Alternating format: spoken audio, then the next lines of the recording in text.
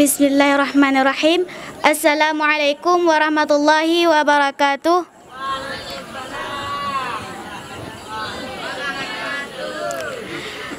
Perkenalkan, nama saya Jud Asmayani, perwakilan dari kelas 1B.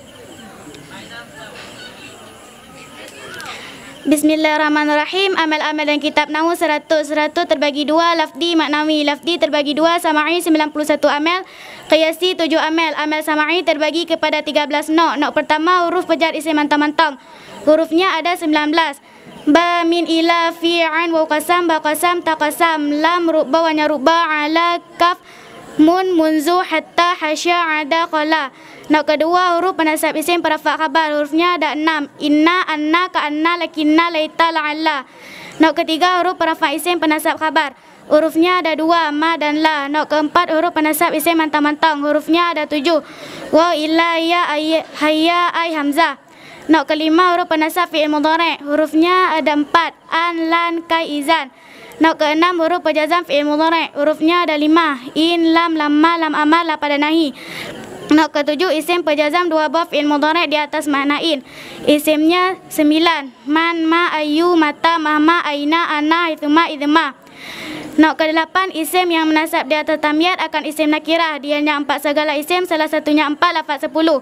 Apabila dimurakabkan pada lafaz 1 atau 2 hingga 9 hingga 20 hingga 90, yaitu kam, ka'in, kaza. Nok ke-9 kalimat yang dinamakan dengan isim fi'il. Sebagian kalimat menasab, sebagian kalimat merafa'. Yang menasab 6. Ruwaida, balha, alaika, dunaka, ha'a, hayahal. Yang merafa' 3. Hayata, syara'ana, syatana.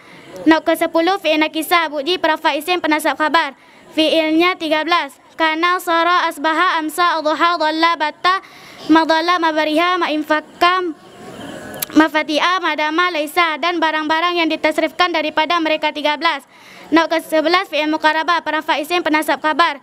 Fi'ilnya 4. Asa, kada, ausyaka, karabah. Nok ke-12 fi'il madda dan zam perafa' isim jenis yang dimarifahkan pada alif dan lam dan dikhususkan dengan pujian dan celaan. Fi'ilnya 4. Ni'mah, bi'sa, sa'ah, habazah. Nok ke-13 fi'il syak dan yakin, masuk di atas 2 isim. Yang kedua ibarat yang pertama penasab di atas 2 maf'ul.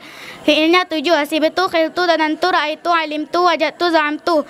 Amal qiyasi 7. Fi'il di atas itlaq, isim fa'il, isim maf'ul, sifat musyabahah, masdar.